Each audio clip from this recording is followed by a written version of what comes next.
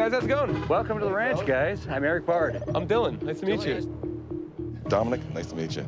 Gentlemen, we're so glad to have you out to help with our investigation. Oh, absolutely. For 6 years, our team has been working to figure out all the strange things we've encountered on Skinwalker Ranch.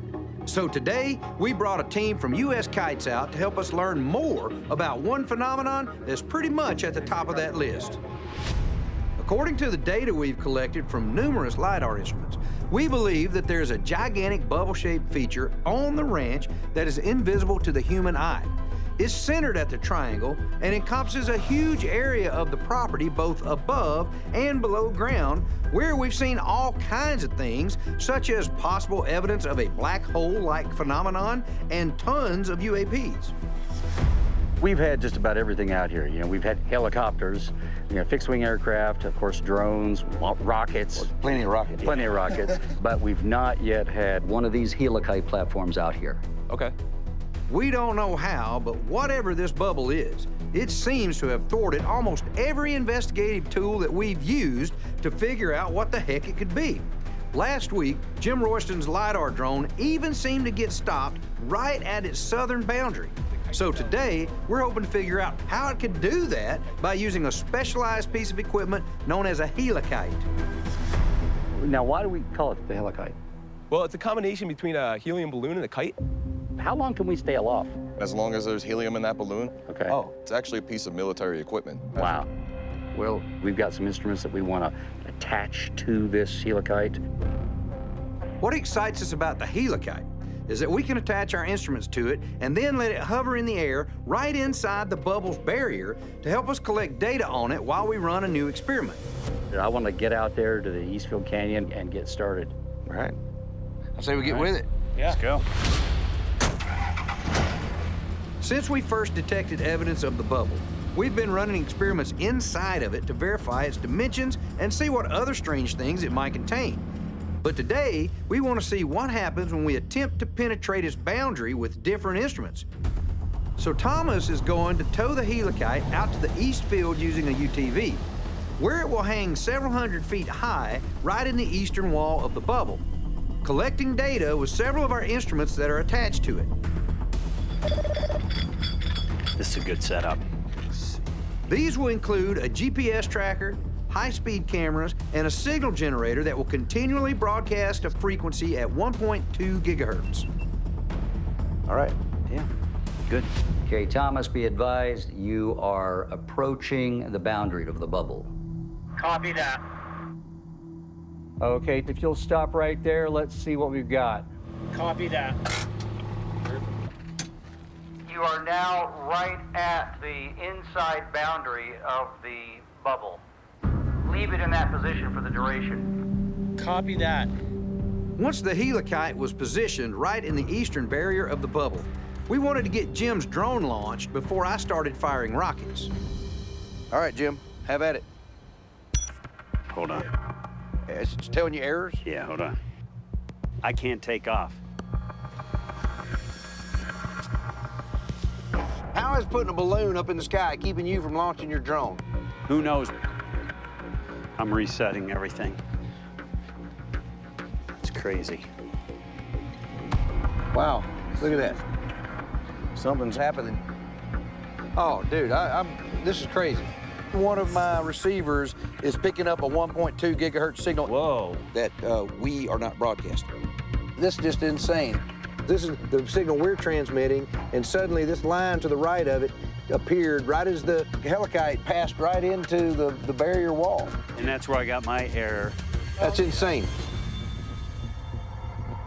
That is very interesting, because we've been talking about what may happen whenever a physical object passes through that boundary. That's really interesting.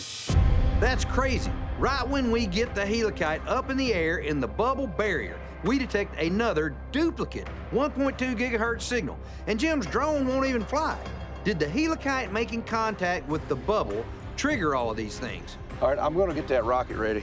If that was the case, we wanted to see what would happen when I launched a rocket through its eastern barrier. Hey, Eric, Thomas. I'm ready to do the first rocket launch. Copy that, we're watching. We will be watching too. Rocket's hot. In 5, 4, 3, 2, 1.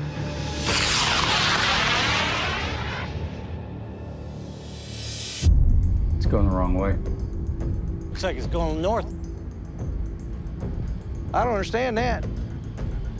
We're trying to penetrate the bubble with rockets and Jim's drone, but somehow, whatever this thing is, it appears to stop them from going through its eastern barrier. But how can it do that?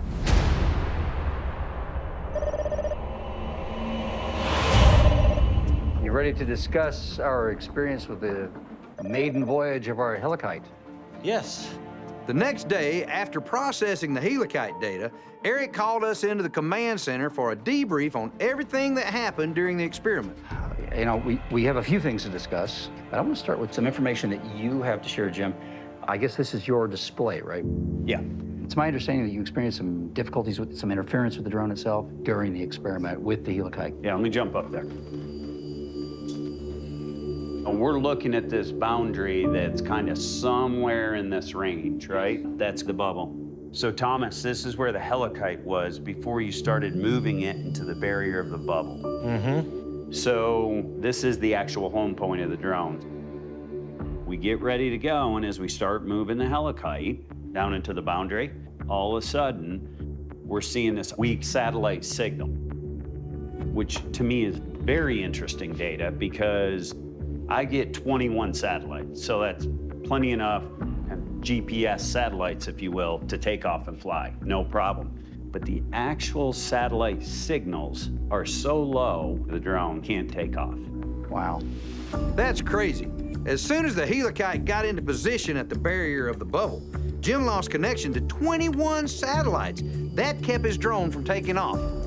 Was it the helikite's interaction with the barrier of the bubble that triggered it? Did you see any of these issues prior to moving the helikite? No. Something about the helikite going in, that barrier inside the bubble stimulates it or something, because then I'm having problems once it's in there. Got it. I think whatever this bubble or barrier or dome is, that it's blocking the external signal somehow. And adding to your point, blocking and possibly responsive to what we're doing. That duplicate 1.2 gigahertz signal showed up when that helikite was exactly on that boundary that we're talking about. It's a good point. Yep. So, as if this isn't weird enough, I've got some other things that happened during the... There's more. Oh, there's more. There are some interesting hits in the high-speed cameras that we mounted to our science platform on the helikite. Okay, so here we have the embossed effect being used to help bring out any movement, anything in through the field of view of the camera. To be clear, this is high speed, 120 frames per second. Let me know if you see anything. Oh, yeah. Look translucent. What'd you see? Movement in the upper middle Okay. to the side. So let's go back. Right there. Okay. We are looking at least four instances of this. Maybe 5. Yeah. Okay, so let's dive in on this part of the video frame. And so I'll back us up. Okay, now I'll play through at the normal rate. All right. God. There it is. Okay, so it's moving really damn fast if it's anywhere further than right next to the camera lens. Can you frame advance just a couple frames? Okay. There's 1, 2, 3. It goes behind it. Wow. So we know it's not a bug That's important. in front of the camera. Yeah. That string is out away from the Absolutely. platform. That is just unbelievable.